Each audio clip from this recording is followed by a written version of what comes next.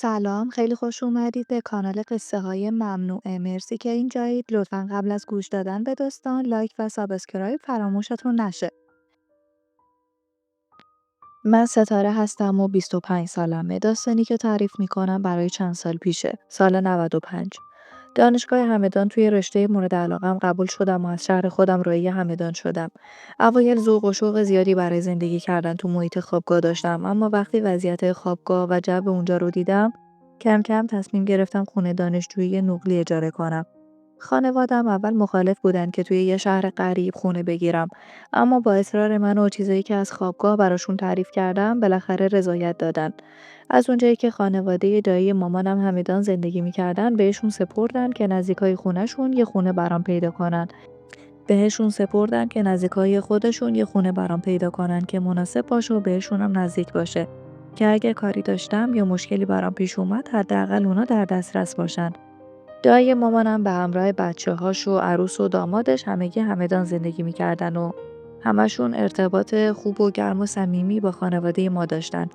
پدر و مادرم یه جورایی خیالشون راحت بود که اونا هستن.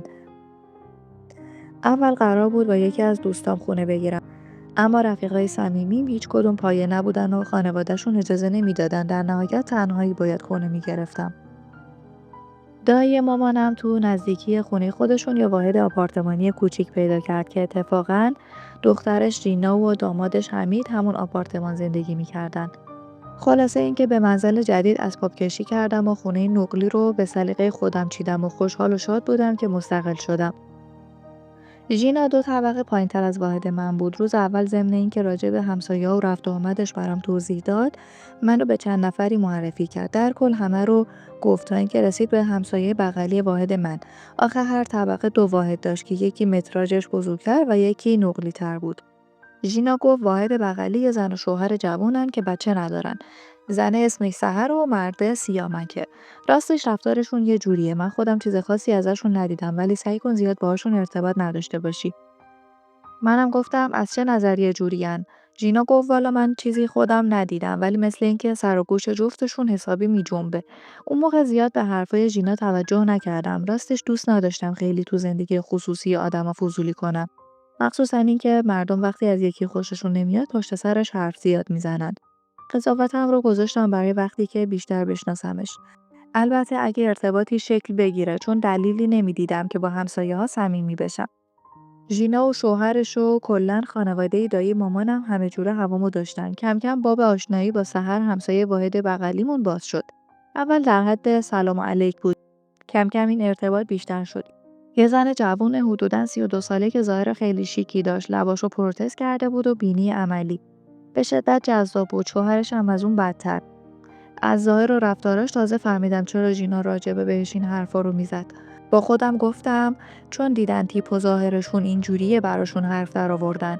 بعضی وقتا که غذا درست میکرد برای منم میآورد. بعد از مدتی با هم باشگاه میرفتیم و راهمون به خونه هم باز شد. وقتایی که حوصله‌مون سر میرفت پیش هم بودیم. کم کم صمیمیت بینمون بیشتر شد.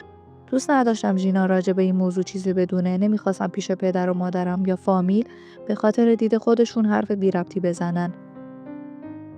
بعد یه مدت من و سحر با وجود اختلاف سنی زیادی که داشتیم خیلی چیزا رو برای همدیگه تعریف می‌کردیم.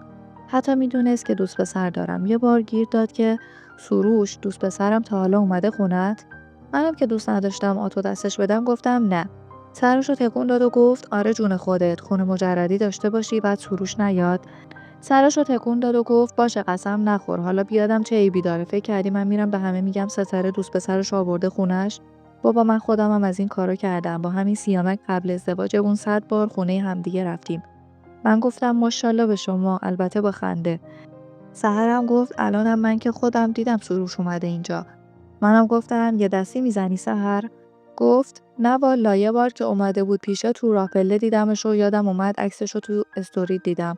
همون روزی که تیشرت زرد تنش بود. دیدم اطلاعاتی که میده درسته. منم کوتاه اومدم و گفتم آره خب چند باری اومده. دیدم خیلی ریلکس با موضوع برخورد کرد. البته با توجه به شناختی که ازش داشتم واکنشش دور از انتظار نبود.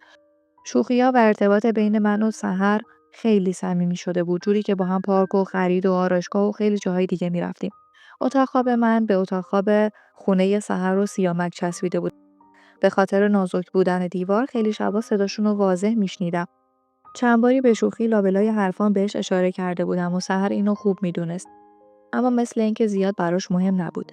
یه شب دیر وقت میخواستم بخوابم که یادم اومد آشغال دم در نذاشتم، چون معمولا صبح خیلی زود میومدن آشغالا رو میبردن. خلاصه پا شدم که آشغالا رو بذارم دم در و بعد بیام بخوابم. متوجه شدم مهمونای سحر و سیامک هنوز نرفتن، چون هم ماشینشون دم در بود هم کفشاشون دم واحدشون. روز قبلش هم بهم گفته بود که مهمون دارن. با خودم گفتم ماشاءالله چه مهمونایی، مثل اینکه میخوان تا صبح اینجا بمونن. دست و صورتمو شستم و رفتم تو تخت. تا خواستم چشمامو ببندم صدای سحر و سیامک بلند شد. با خودم گفتم ای بابا باز اینا شروع کردن، که یهو عین چی از جا پریدم و یادم اومد که اینا مهمون داشتن و هنوز مهموناشون نرفتن.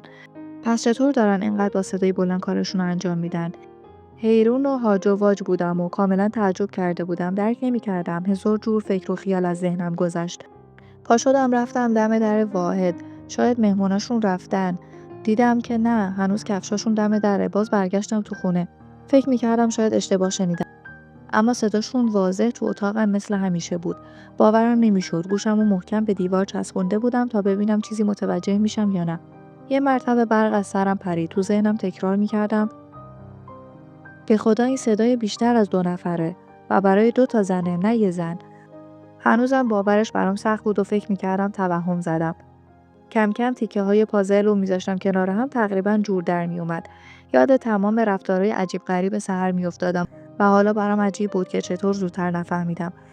حس عجیبی داشتم، نه خوشم اومده بود نه بدم. اون شب فقط و فقط متعجب بودم. انگار زمان بیشتری لازم داشتم تا هضم کنم که همسایه و رفیقم 4 نفره داره میکنه. و باز یاد حرف روز اول ژینا افتادم. اون شب گذشت و میخواستم از فکرایی که راجع به سحر و سیامک کردم مطمئن بشم. تصمیم گرفتم جور دیگه‌ای با سحر رفتار کنم و ببینم واقعا اهل این کارا هستش یا نه. و یه جورایی هم رو مخم بود. اینم بگم که من و سروش بعضی وقتا تو ذهنمون رفیقمون رو تصور میکردیم. اما هیچ وقت فکر این که بتونم این موضوع رو با کس دیگه‌ای در میون بذاریم یا نه، این کارو نکردیم. شوخی‌های ناجور من و سحر به اوج خودش رسیده بود و یه جورایی دیدم نسبت بهش تغییر کرده بود. مشخص بود اونم دوست داره و منو همراهی میکرد. یه روز ظهر خونه من بود و دوتایی رو مبل کنار هم نشسته بودیم و با هم توی اینستا میچرخیدیم و گهگاه با هم شوخی میکردیم. سحر شروع کرد به نیشگون گرفتن من و هی ادامه داد و یهو با حالت شوخی ولی عمدی یه چیز ناجور از سروش بهش گفتم. اونم برگشت گفت آخ جون. منم گفتم دوست داری یا؟ سحر گفت کیه که بعدش بیاد؟ البته با خنده. منم گفتم مثل اینکه دوست پسر منه ها سحر خانم. سحرم گفت خب سیامکم با تو. اولین بار بود که اینقدر علنی اینجوری حرف میزدیم. بعدش هم نمیومد بحث رو ادامه بدم و در نهایت گفتم عکسی چیزی داری؟ که گفت آره و میخواست نشون بده. تعجب کردم، انگار منتظر همچین حرفی بود. رفت تو گالریش بهم نشون داد. سحر گفت چطوره؟ منم گفتم صاحب داره نمیشه. بازم به حالت شوخی. دیدم برگشت گفت سیامک و تو، سروش و من. یه داد و ستد منصفانه است. از اونجایی که میدونستم قبلا چه کارو کردن، تو حرف زدنم کاملا بیباک شده بودم و از عواقب حرفم نمیترسیدم، چون میدونستم خودش بیشتر از من دوست داره که در این مورد حرف بزنه. گفتم والا من که راضیم، تو هم که از خداته. موندم. آخه سحر گفت شوخی نمی‌کنم، جدی میگم. منم گفتم منم شوخی نمی‌کنم، خیلی جالبه. سحر گفت پس میدونی این کار اسمش چیه؟ منم گفتم آره امول که نیستم، فکر کردی فقط خودت میدونی؟ سحر گفت نه خیر، مثل اینکه تو حرفه‌ای‌تر هستی. منم گفتم هر چی باشه به پای تو نمیرسم. سحر گفت سروش چی؟ اونم دوست داره یا نه؟ منم گفتم راستش همیشه راجع بهش حرف میزدیم ولی آدم قابل اعتمادی رو پیدا نکردیم. سحر گفت راستش ما هم با هم دیگه حرف میزدیم مثل تو. تو دلم گفتم آره جون خودت، فقط راجع بهش حرف میزدیم. ادامه مکالمه‌مون راجع به این بود و البته قبلش باید اونو به سیامک و منم به سروش میگفتم. اگرچه هر دو مطمئن بودیم که جفتشون پای کار هستن. سروش پسر پولداری بود. اگرچه دوستم داشت ولی فوق‌العاده دیوونه بود و هدفش ازدواج نبود.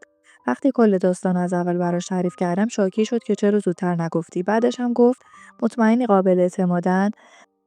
بهش این اطمینان رو دادم که یه سال سحر رو میشناسم و تو این مدت خیلی راجع بهش شناخت پیدا کردم و مطمئنم که قابل اعتمادن. آخر هفته شد و سحر من و سروش رو برای شام به خونشون دعوت کرد. روز موعود فرا رسید. عصری بعد از اینکه حموم رفتم خونه سحر. تنها بودم و سیامک قرار بود غروب برگرده. با سحر شروع کردیم به درست کردن دسر و نزدیکای غروب جفتمون آرایش غلیظی کردیم و لباس جذابی پوشیدیم. گوشیم زنگ خورد. سروش بود. دم در وایساده بود. در رو براش باز کردم. دوستای عزیز، اگر تا الان از این ویدیو خوشتون اومده واقعا خوشحال میشم که لایک کنید و کانال رو سابسکرایب کنید. حمایت شما برام خیلی ارزشمنده. در رو براش باز کردم و مستقیم وارد واحد سحر شد. سحر و سروش خیلی راحت با همدیگه رو بوسی کردن. انگار چند ساله که همدیگه رو میشناسن. بعد یکم سیامک از راه رسید. خیلی گرم بهمون خوش آمدگویی گفت و سریع رفت یه دوش بگیر و بیاد که دور هم شام بخوریم. ته دلم یکم استرس داشتم. نمیدونم چرا. هر 4 نفرمون میدونستیم که قراره چه اتفاقی بیفته، اما نمیدونستیم چه جوری قراره شروع بشه. اصلا راجع به شروعش حرفی نزده بودیم. مطمئن بودم که سحر و سیامک با تجربه تر بودن و خودشون میدونن چه جوری مهمونی رو پیش ببرن که هر 4 نفرمون به هدفمون برسیم. شامو خوردیم و بعدش دوره هم نشسته بودیم و با هم حرف میزدیم. وسطش هم شوخیای ناجور میکردیم. کم کم حرفا به جاهایی رسید که علنا داشتیم راجع به ارتباط حرف میزدیم. هممون کاملا خجالت رو گذاشته بودیم کنار. سحر پا شد یه آهنگ پلی کرد و اومد دست منو گرفت و شروع کردیم به رقصیدن. اول یکم معمولی بود و جلوی سیامک و سروش رقصیدیم. بعد کم کم رقص اون حالتی متفاوت به خودش گرفت و اون دوتا هم فقط نگامون میکردن. کم کم اونا هم اومدن و شروع کردن. من با سیامک رقصیدم، اونم با سروش رقصید و کم کم کارمون شروع شد.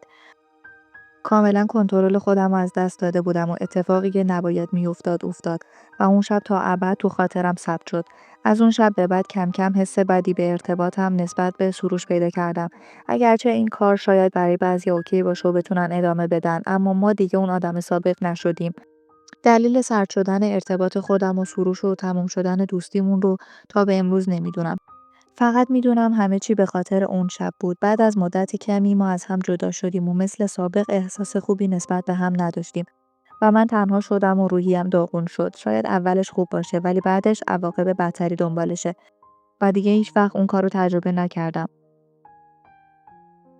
همراهان عزیز، از اینکه تا پایان این ویدیو همراه من بودید سپاسگزارم. دوستان عزیز، مرسی که با لایک کردن و گذاشتن کامنت از ما حمایت میکنید. تا برنامه بعدی، خدا یار و نگهدارتون باشه.